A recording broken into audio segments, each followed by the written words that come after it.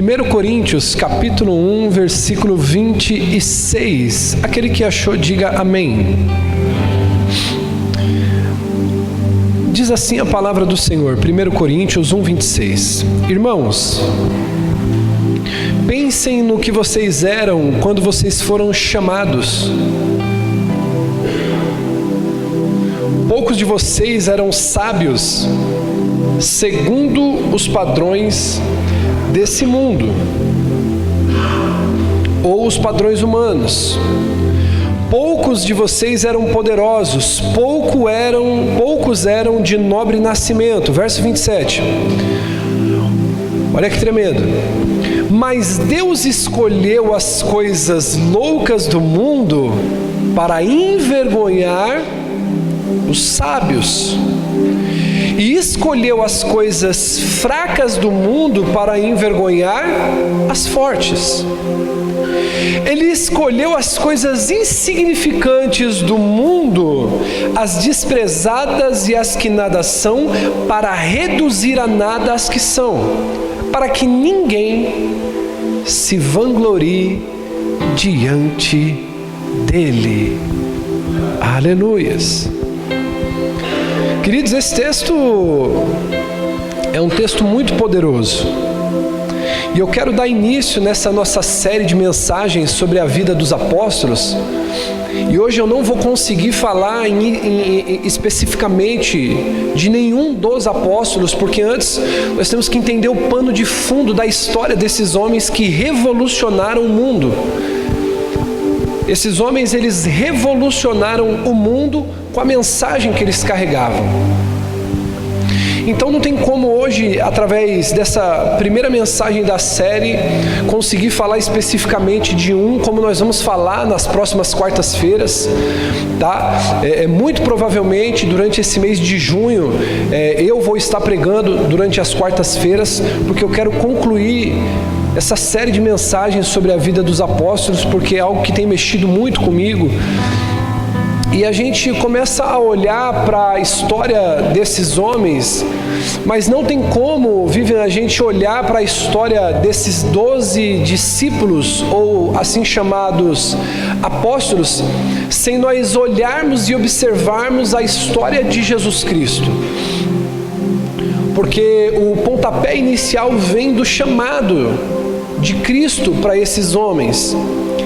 Então, antes disso acontecer, existe um pano de fundo. Só que o mais interessante, queridos, é que o texto que eu li, ele é em 1 Coríntios, e Paulo, ele não foi um dos 12 apóstolos. Embora Paulo ele foi um apóstolo, ele não entra na categoria dos 12, porque ele foi o apóstolo por derradeiro. Ele foi um apóstolo que foi chamado através de uma revelação, esteve com Cristo, mas através de uma visão, através de uma revelação.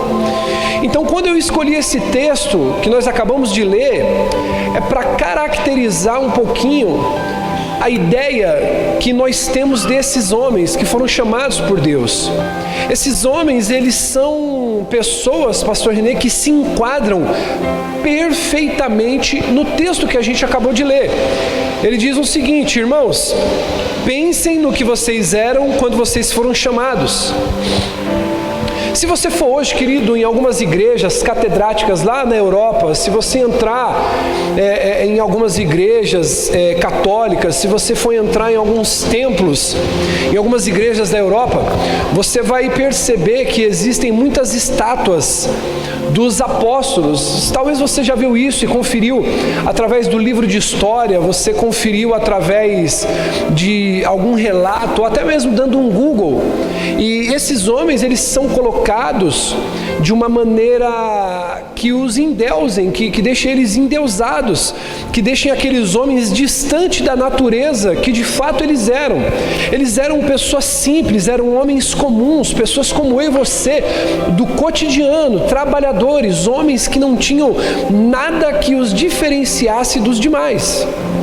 Então, queridos, esse texto ele é muito pertinente para a gente começar a construir esse raciocínio em cima da vida desses homens. E aí ele diz assim, poucos eram sábios segundo os padrões humanos, poucos eram poderosos e poucos eram de nobre nascimento.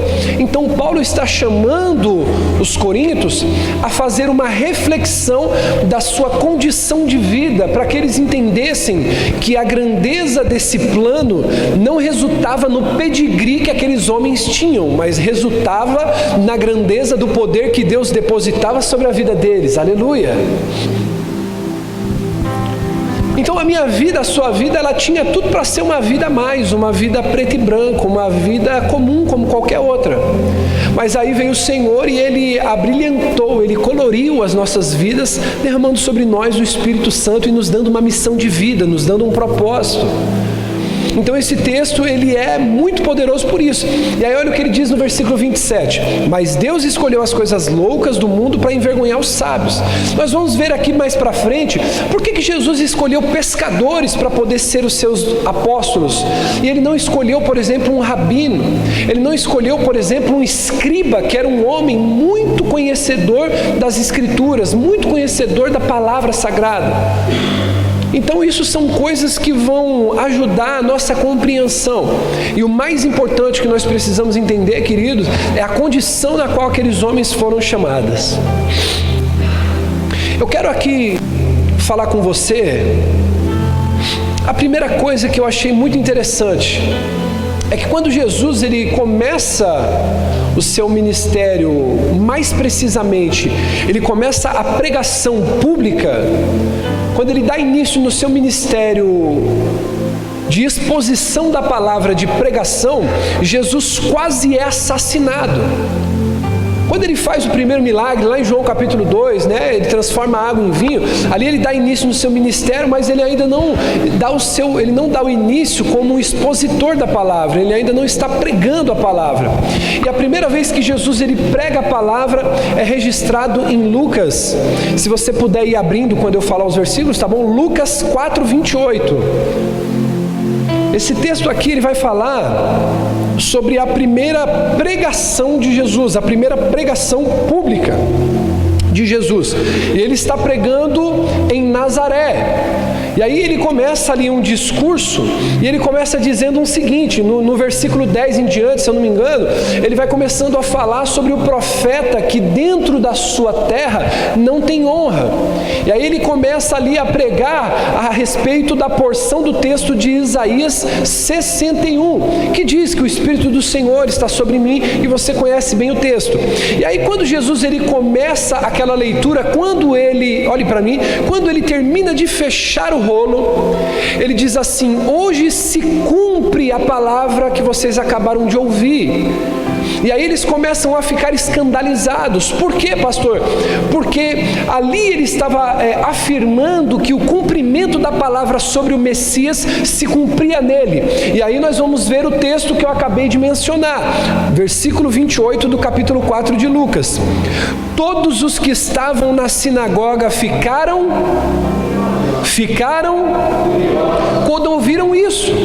O que eles ouviram que os deixaram furiosos? Que o cumprimento de Isaías 61 estava se cumprindo em Jesus, que ele era o Messias, ele era o Hamashia, ele era o ungido de Deus, o escolhido para libertar aquele povo. E aí no versículo 29 diz o seguinte, levantaram-se e expulsaram ele da cidade e o levaram ao topo de uma sobre a qual foi construída a cidade, a fim de atirá-lo precipício.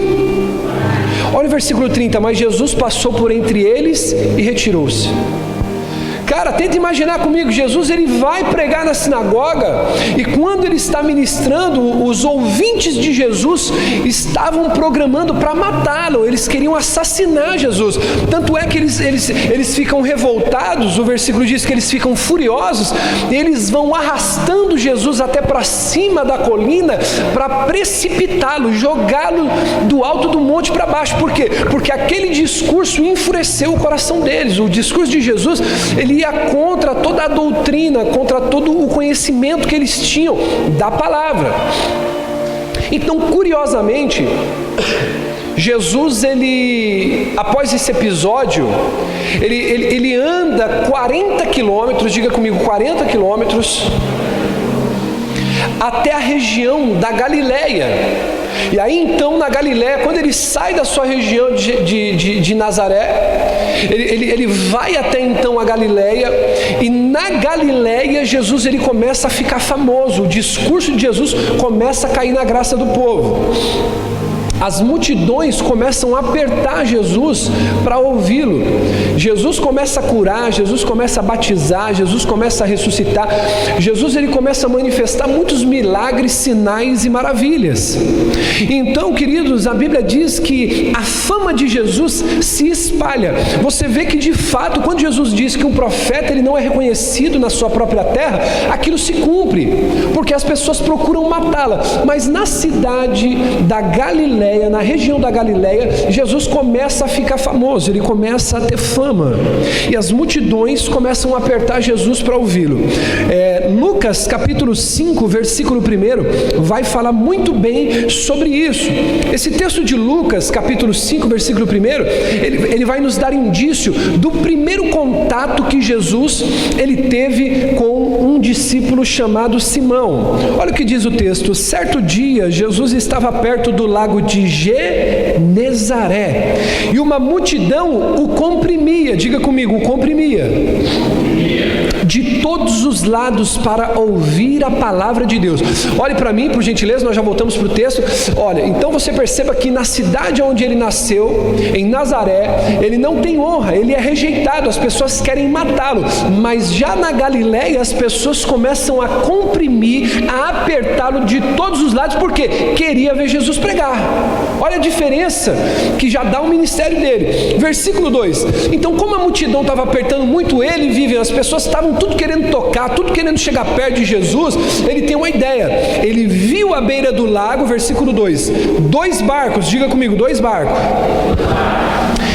deixados ali pelos pescadores, que estavam lavando as redes. Entrou num dos barcos que pertencia a... É muito importante você saber desse nome, diga comigo, Simão. E pediu que o afastasse um pouco da praia. E então sentou-se e do barco ensinava o povo.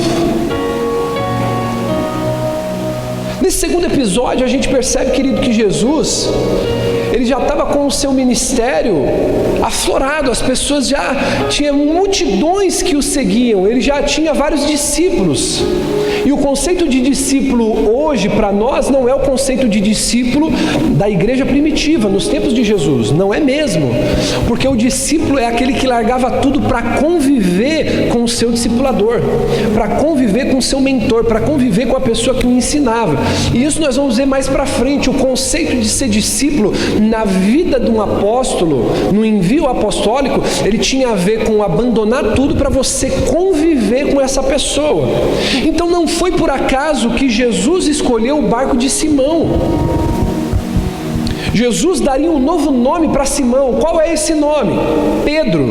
E ele então seria a pessoa mais influente no círculo íntimo dos discípulos de Jesus. Toda vez que você ouvir, os 12 discípulos, eles se separam em 3 categorias. Eu disse quantas categorias? São 3 categorias. Jesus pregava para a multidão, diga comigo, Jesus pregava para a multidão, enviava 70, ensinava 12, comia com 3 e somente um reclinava sobre o seu peito. Isso sabe o que me ensina, Vivi? Os níveis de intimidade que as pessoas podem exercer em nossa vida. Jesus, ele vai pegar então Pedro e ele vai pedir o barco dele para falar assim: olha, essa multidão está me apertando muito, eu preciso que vocês me emprestem esse barco para eu poder pregar aqui de uma distância mais confortável. Agora sabe o que é interessante? Diga comigo, de uma hora para outra, fugindo da morte, diga comigo, fugindo da morte, ele passa a ser o pregador mais famoso da Galiléia. Escute isso. Jesus ele está atravessando, Felipe, um processo que todos nós acabamos atravessando. Uma hora somos rejeitados, uma hora somos achincalhados, uma hora somos desacreditados, se deixar uma hora querem até matar a gente. Mas nesse episódio Jesus ele estava no topo. As pessoas estavam espremendo. Irmão, não cabia gente para poder ouvir Jesus falar, Jesus pregar. E aí, querido, existe um conceito muito interessante que eu acabo aprendendo aqui, que é o quê? Alguns estudiosos diriam que Jesus ele podia ter aproveitado melhor a fama e a popularidade dele. Vê se não faz sentido isso. Ele não foi rejeitado, ele não foi colocado para fora porque lá onde ele morava as pessoas não queriam matar ele. Olha só, tenta acompanhar comigo o raciocínio dos estudiosos. Então os caras dizem assim, pô, se o cara andou 40 quilômetros da onde que ele estava, de Nazaré, para ir para Galileia, e quando ele está em Nazaré, a sinagoga tenta matar ele, os ouvintes tentam matar ele. Quando ele chega na Galileia, o povo ama ele, o povo quer estar perto dele, apertando ele para poder ouvir a palavra. Os estudiosos dizem que ele poderia ter aproveitado isso para poder ter voltado para Nazaré, para as pessoas poderem dar bom testemunho dele. Ele podia ter feito isso, sim ou não, irmão? Olha a psicologia de Jesus. Então eles dizem assim, Jesus poderia ter aproveitado a sua popularidade, explorado a sua fama, porque uma coisa, querido, hoje em dia, quem dera, querido, eu ser famoso de alguma maneira, eu ser influente de alguma maneira, mas hoje a nossa igreja já alcançou um pouco de prestígio, um pouco de respeito. Tem alguns lugares que eu chego que eu sou muito bem tratado, muito honrado. Agora imagina Jesus, irmão, se ele usasse a fama para poder maximizar o alcance da multidão que ouvia ele pregar. Será que você já viu, posso falar isso aqui? Alguma igreja ou algum evento que fala assim, meu, vamos para tal lugar, porque vai estar fulano de tal lá? Quem já viu isso? Só o Esquelho, só tem mais alguém que já viu isso? O que lota, querido, grandes casas de show? A estrutura que a casa de show oferece ou o artista que vai até ela? Muitas igrejas, pastor Diego, têm os seus eventos que lotam porque os pregadores, as pessoas que desenvolvem a performance, elas sabem aproveitar a fama, elas sabem aproveitar a sua influência, a sua popularidade, para fazer o quê? Lotar os eventos. Cara, quando eu li isso aqui, minha mente deu um nó.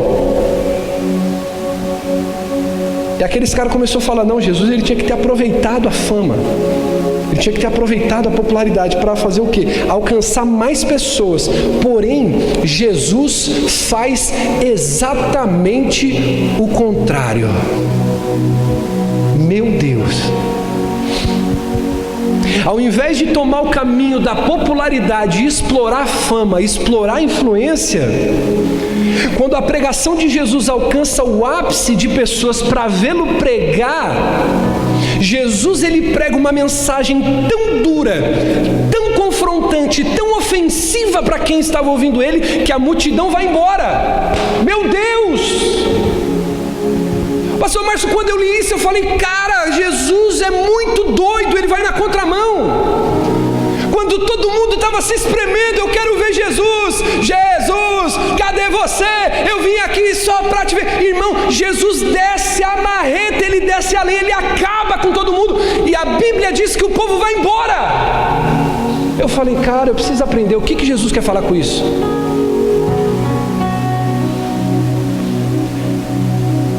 Abre para mim João 6,66.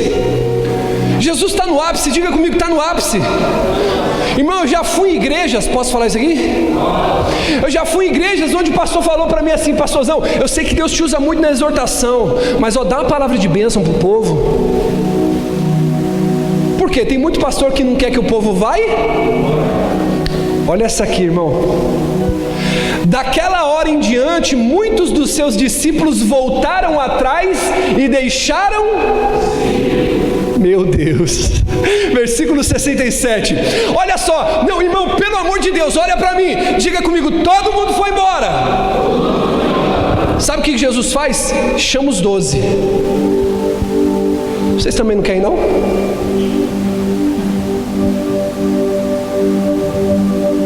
Tem gente que fala assim, poxa, congregar com o pastor Cleito é difícil, é porque você não congregou na igreja de Jesus.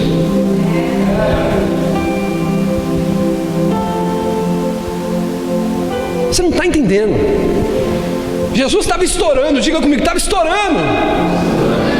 Vendendo livro, diga comigo, vendendo livro, vendendo CD, vendendo DVD, palestra, diga comigo, palestra, era só de Jesus. Todo mundo queria ver o cara.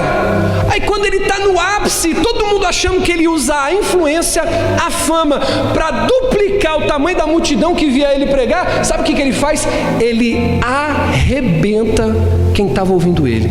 Diga assim, ai, ai, ai, ai, ai. Se não bastasse, ele pega aquela meia dúzia que sobrou e diz assim, Jesus perguntou aos 12, ele perguntou para quantos? Ele perguntou para 13? Ele perguntou para 8? Ele perguntou para... Vocês também não querem, não? Olha o versículo 68. Olha o versículo. Aí, não, volta lá, esconde deles, volta lá. Aí você vai entender, irmão, por que Jesus precisava fazer o que fez. Olha o que Pedro diz. Ah, meu Deus, põe lá, filho, por favor. Versículo 68. Simão Pedro lhe respondeu, Senhor, para onde nós vamos? Estão pregando prosperidade por aí, eu sei, Jesus. Estão fazendo campanha para desamarrar, estão fazendo campanha para libertar. Jesus, está tudo dando certo para tanta gente aí. Mas para onde eu vou, se só o Senhor tem as palavras de vida eterna? Jesus, você está doido? Eu não estou te seguindo por emoção, eu não estou te seguindo pelo que tu podes me dar, mas eu estou te seguindo porque somente o Senhor tem as palavras de vida. Ah, meu Deus do céu! Irmão, isso confrontou meu coração, isso me fez, irmão, ir dormir de madrugada. Minha esposa levantou 2h30, ela falou, você vai dormir? Eu falei, não consigo.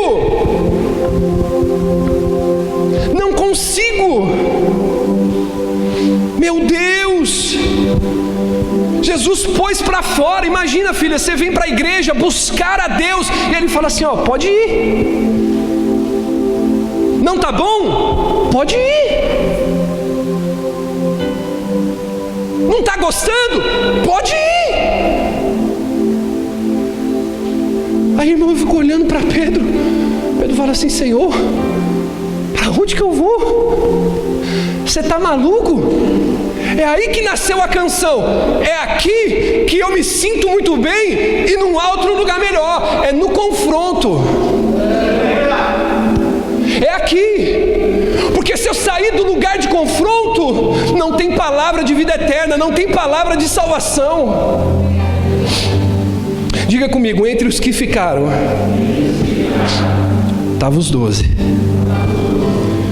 Só que esses 12 eram homens que Jesus havia escolhido pessoalmente para representar Ele. Homens comuns, sem nada de extraordinário. Pastor Diego, quando eu li esse texto, eu cheguei a uma conclusão, pastor, qual? A estratégia de Jesus para o reino avançar girava em torno de 12 homens e não de uma multidão. Pastor Márcio, tenta entender isso comigo. Pastor Fábio, pastor Renê, entenda o que o pastor está pregando nessa noite em nome de Jesus. A estratégia de Jesus para eu e você permanecer aqui hoje falando do Evangelho não estava na multidão, estava em 12.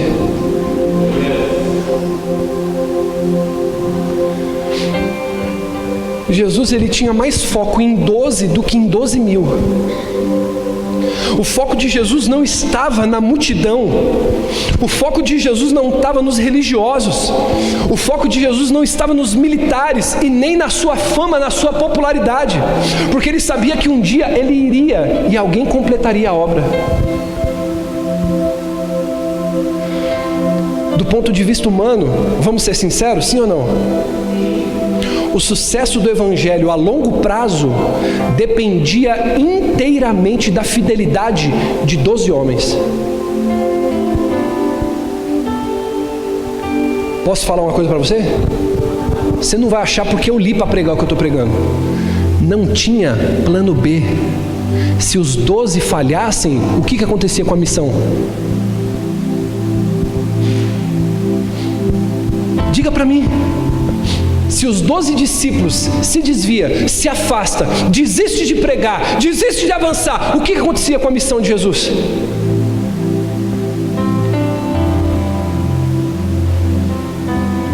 Diga para o seu irmão aí, não existe um plano B para a sua vida.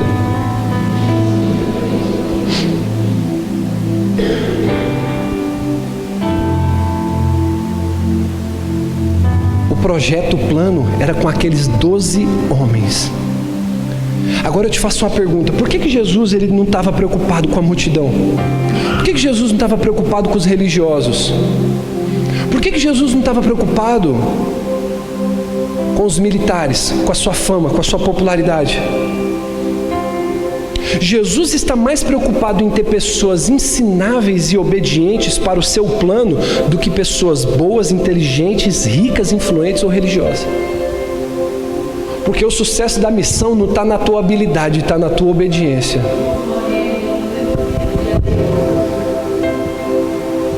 Olha, por favor, para quem está do seu lado, diga assim: o sucesso do Evangelho está na sua obediência. Diga para alguém, diga para alguém.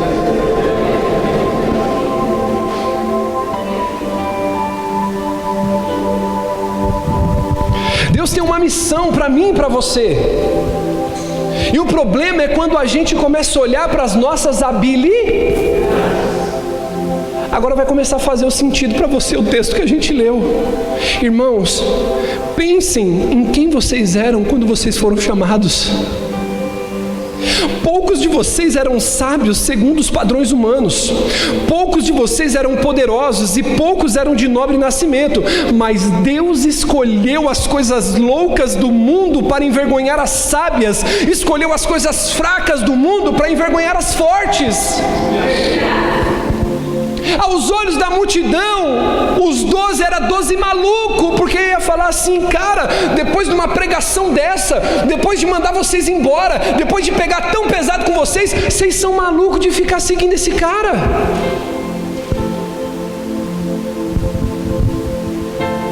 Vocês são doidos.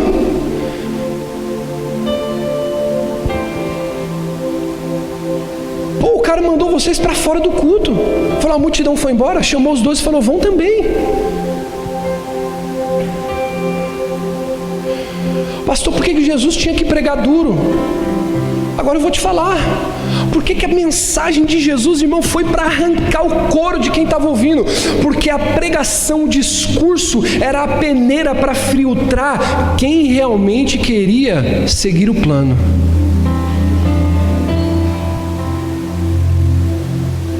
Sabe por quê? No meio daquela multidão, tinha muita gente que estava no oba-oba. Aí Jesus, ele repete a história de Gideão. Quem já ouviu a história de Gideão? Gideão vai para a guerra para lutar contra 300 mil. Diga comigo, 300 mil. E ele tinha um exército enorme. Diga assim, um exército enorme. De 30 mil. Gideão já está indo para a guerra, ó irmão.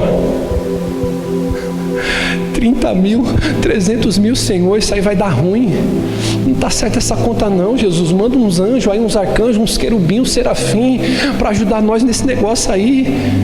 Aí Deus olha assim para Gideão, Gideão, vocês têm 30 mil? É, Senhor. Quantos são os inimigos? 300 mil. Fala, Gideão, tem muita gente ainda nesse negócio aí. Se você for ganhar, vão dizer que foi sorte sua, vão dizer que foi habilidade de vocês.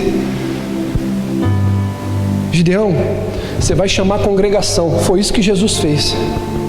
Jesus, ele chamou no ápice do ministério. Gideão chama todo o seu time, 30 mil. Aí ele diz assim, ei homens, eu tenho uma palavra de Deus para vocês. Aquele que estiver com medo e aquele que for covarde, está liberado da guerra. Diga misericórdia. 27 mil foi embora. Diga, não acredito, pastor. Acredita, está na Bíblia, irmão. 3 mil contra 300. Deus chamou Gideão e falou assim, vem para a reunião, meu filho. Falei, Gideão, quanto sobrou? 3 mil, Senhor. Gideão, ainda tem muito. Se vocês ganhar a guerra, vão dizer que vocês são bons. Ô Senhor, não acredito. Gideão já estava assim, ele já estava tendo um mal de Parkinson no chão, irmão. Fala assim, ó Gideão, você vai chamar os soldados. Vocês vão mandar eles descer até o ribeiro e você vai mandar eles beberem água. Aqueles que descerem para beber água e colocar a cara na água igual cachorro, você vai separar na esquerda. Agora, aquele que for descer até o ribeiro, se agachar e pôr a mão no ribeiro e trouxer a água até a boca, você separa à direita. Irmão, fica 2.700 na esquerda e 300 à direita. Deus fala assim, ó, separa os 300, olha para o seu irmão e diga assim, é muita mancada, diga para ele. Gideão olha e diz assim, Senhor, eu vou para a guerra contra 300 mil com 300. Ele falou, agora pode ir, porque quando a vitória vir, vão saber que foi no meu nome, Calma, segura, por favor. Deixa eu dizer uma coisa para você, tá difícil, tá apertado, tá o cinto ajustado no limite do jeito que tá. Por quê? Porque quando você arrebentar, quando as coisas derem certo, vão ter que olhar e falar assim, não foi o pastor que ajudou, não foi o gerente do banco que ajudou, não foi parente que estendeu a mão, mas foi a glória de Deus que visitou a vida dele. Irmão, permanece firme, porque um com Deus é maioria. Se você crê nisso, aplaude o nome de Jesus.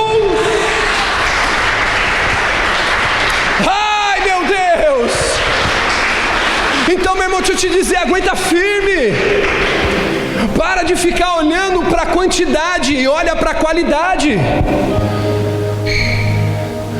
Olha para a qualidade. Deixa eu dizer uma coisa para você, é só você ver quanto tempo você está congregando aqui, irmão. Pô, pastor, às vezes o senhor é meio duro, pastor, às vezes o discurso machuca, mas te faz mulher de verdade, machuca, mas te faz homem de verdade, faz você preparado para a guerra, faz você preparado para a crise, faz você preparado para a tribulação, faz você preparado para a dificuldade, faz você preparado para aguentar o pau que for, e você vai permanecer firme na presença de Deus. Jesus tinha que pregar duro, porque o discurso de Jesus era uma peneira para filtrar, diga comigo, era uma peneira para filtrar quem realmente estaria pronto para seguir com o plano.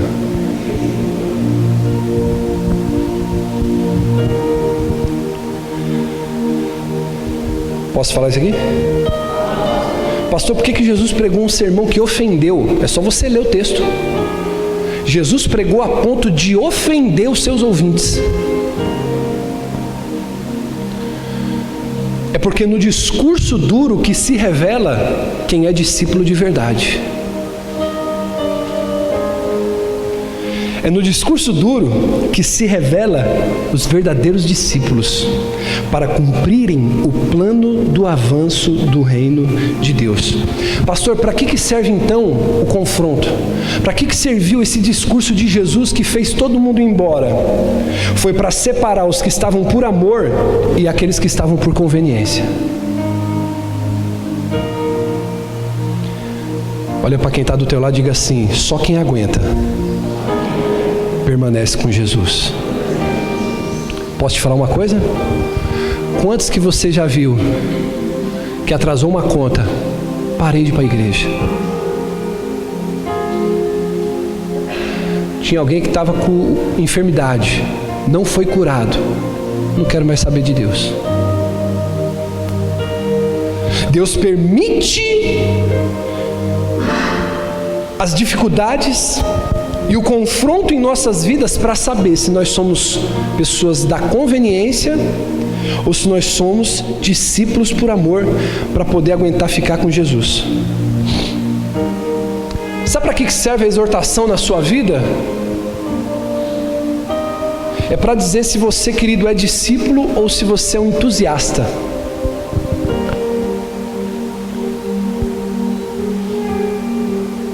Sabe por que muitas vezes o confronto é necessário na sua vida? Escuta isso. Posso falar? O confronto não foi depois que eles eram 12. O confronto foi antes de ser chamado. Aí eu fico me perguntando, nos dias de hoje, tem gente que está 10 anos, 15 anos, 20 anos na igreja, você fala uma palavra dura, a pessoa sai. Jesus é o oposto. Ele arrebentou, acabou com a raça dos caras antes de entrar pro time. Falou, eu quero ver se é macho mesmo. Eu quero ver se sabe o que é mesmo. Caminhando eu vou pra Canaã. Deixa eu pegar esses caras cantando isso aí. Eu quero ver se eles sabem o que é ser servo. Pastor, Jesus não se preocupou em levantar um time poderoso? Não. E eu entendi quando eu li Zacarias capítulo 4, versículo 6, que o reino de Deus ele não avança nem por força, nem por violência, mas é pelo meu Espírito, diz o Senhor dos Exércitos. Posso falar uma coisa para você, irmão?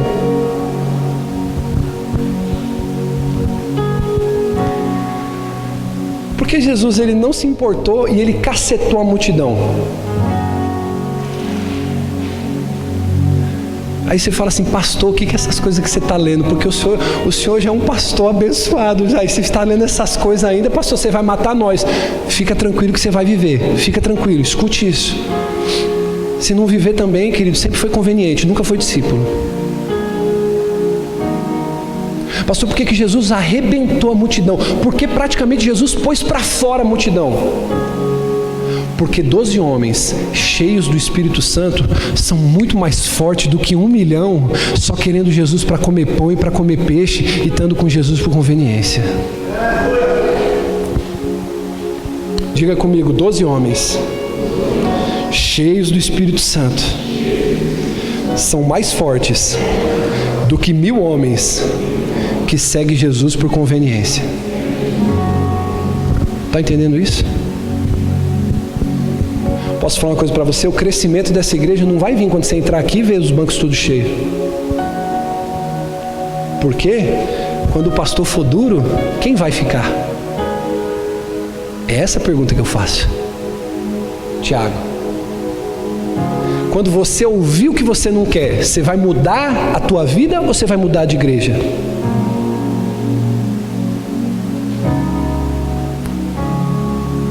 Eu sei quem está comigo. Jesus precisou sapecar o povo, pastor, para saber quem estava com ele.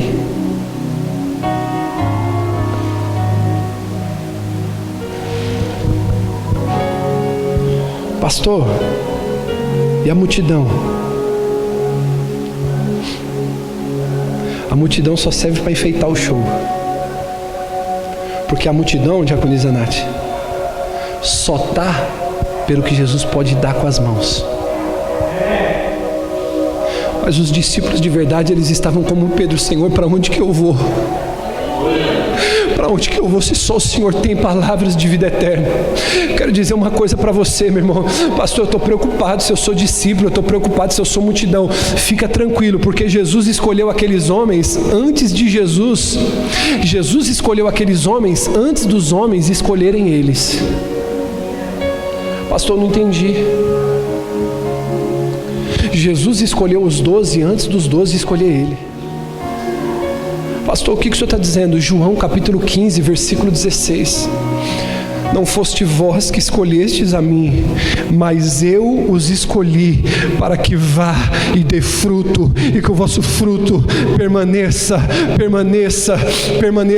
Deixa eu te dizer uma coisa, meu irmão. Você vai ter que olhar para 3 pessoas agora e vai dizer para elas assim, ó: o escolhido não tem escolha. O escolhido não tem escolha. Muito antes de você querer aceitar Jesus, de escolher Jesus, ele já tinha escolhido você. Não tem como voltar, não tem como retroceder, não tem como parar. O único mandamento para você é: continue avançando.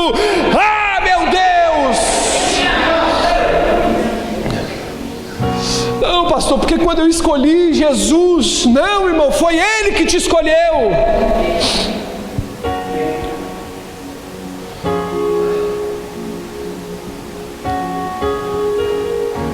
Não tem como a gente falar dos discípulos sem antes a gente construir o entendimento de como eles foram escolhidos. Eles foram escolhidos debaixo de pressão, debaixo de confronto.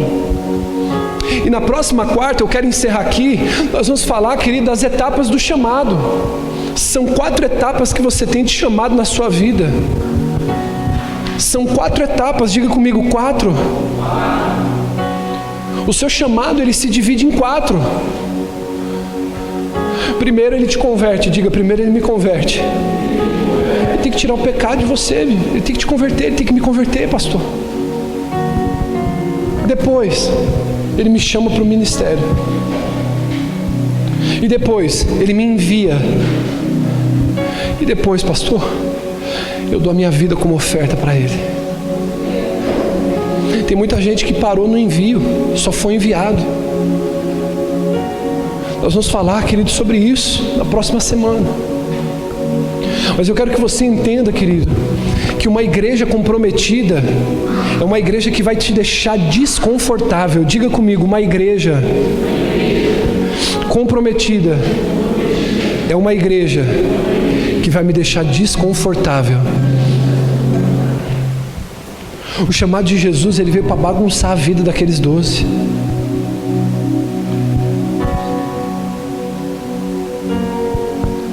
Quando Jesus ele chega no cenário, ele bagunça a vida dos caras. Olhe para alguém que está do seu lado aí, talvez essa pessoa não entendeu, diga para ele assim: o plano de Jesus é usar a sua vida. Deixa eu dizer uma coisa para você, Alexandre, Dani. Jesus não tem um plano B para a vida de vocês. Tiago, Andréia, Jesus não tem um plano B. Ou você vai e dá certo, ou você vai e dá certo. Não tem opção. Por quê, pastor? Porque quem não está aqui, querido, é aqueles que Ele já separou. É aqueles que não aguentaram o discurso, é aqueles que não aguentaram o confronto. Sabe, irmão, não tem nada. Estava vendo uma postagem hoje da diaconisa Nath, aquilo falou comigo, falou: não tem nada, querido, em você expor suas fraquezas, em você expor as suas tristezas. Isso é digno, isso é louvável. O que não pode, querido, é a gente caminhar querendo ser uma coisa que nós não somos.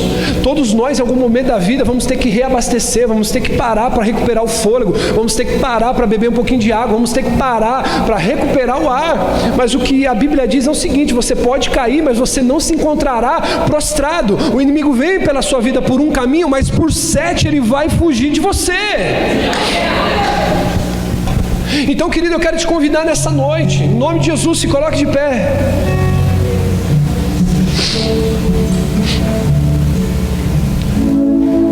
Olhe para mim, bem baixinho, escute isso, olhe para mim, por favor. E aí, pastor René, cada vez mais eu vou entendendo o nosso encargo apostólico, pastora Rose. O nosso encargo apostólico. Pastor, o que o senhor está querendo dizer?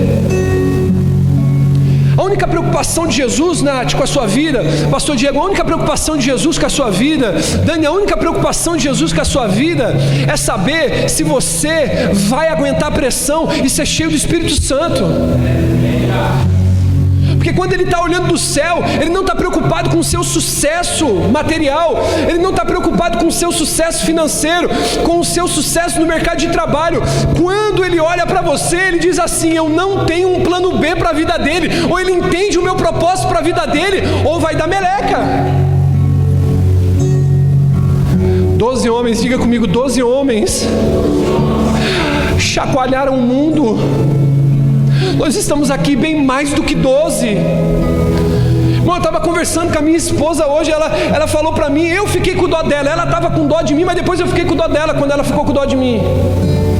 Ela falou: meu amor, eu estou orando para Deus colocar homens do seu lado que queiram varar a madrugada igual você, buscando a Deus, que queiram estudar, que queiram mais de Deus, que queiram ser cheios do Espírito Santo, que queiram ver aquela igreja cheia, não para serem ricos, mas que queiram ver almas saradas, transformadas, homens e mulheres cheios do Espírito Santo. Assim como homens e mulheres, ela falou: meu amor, eu creio que esse momento ele vai chegar.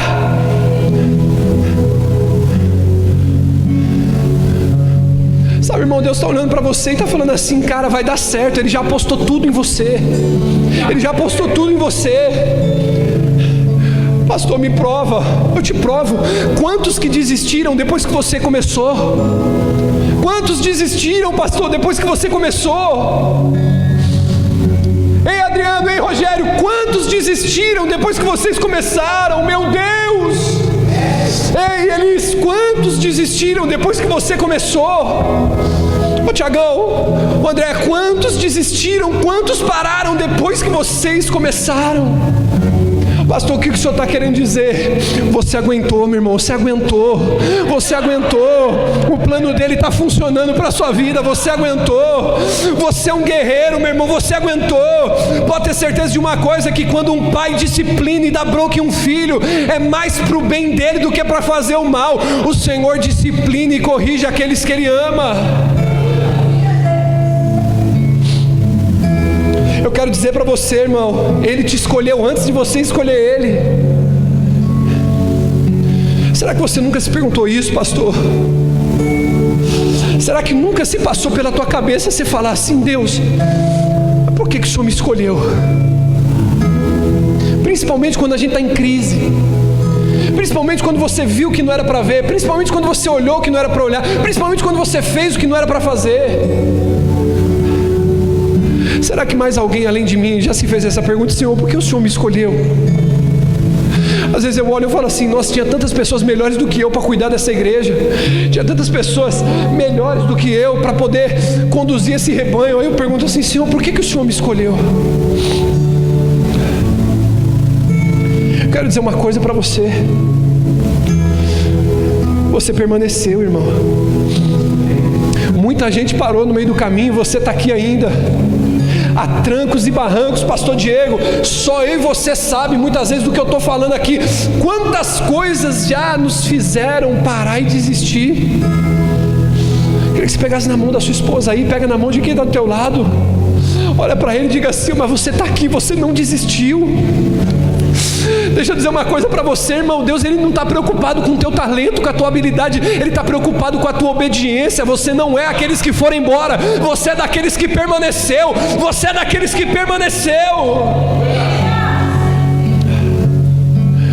Posso te falar uma coisa? Você tinha motivos para desistir.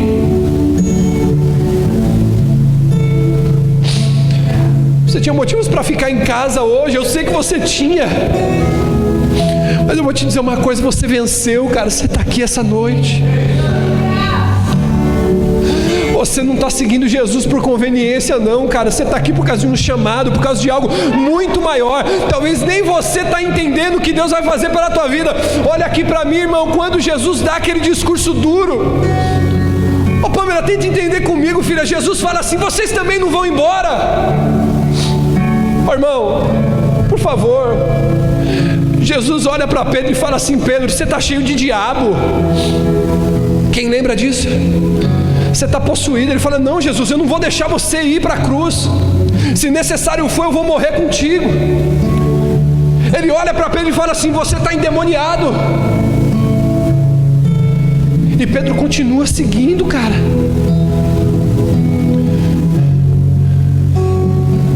Já me aconteceu tanta coisa na minha vida que me fariam desistir, me fariam parar. Mas sabe, irmão, eu tenho visto Pedro, e nós vamos falar sobre ele com um olhar diferente. Não me sai da mente Pedro olhando e falando assim: olha, Jesus, está difícil. Olha, Jesus, eu estou sem dinheiro. Olha, Jesus, eu trabalhei a noite inteira, eu não peguei nada. Olha, Jesus, meu casamento não está bem. Pastor, o que é isso? A mulher de Pedro estava com febre, estava enferma. Pedro podia olhar e falar: cara, eu estou servindo ele. Às vezes eu sei que vem isso na sua mente. Você fala: cara, eu estou dizimando, eu estou ofertando, eu estou dando o meu melhor dentro daquela igreja. Às vezes vem um pastor querer me dar palavras duras. Mas deixa eu dizer uma coisa para você, querido. Sabe o que eu olho para a vida de Pedro e começa a queimar meu coração? É quando Pedro olha para Jesus e diz assim: Jesus, para onde que eu vou se só você tem as palavras de vida eterna?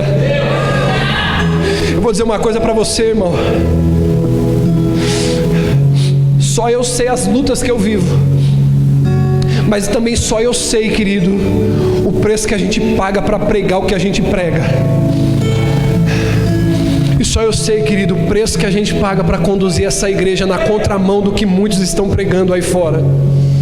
Eu quero convidar você a fechar os seus olhos agora.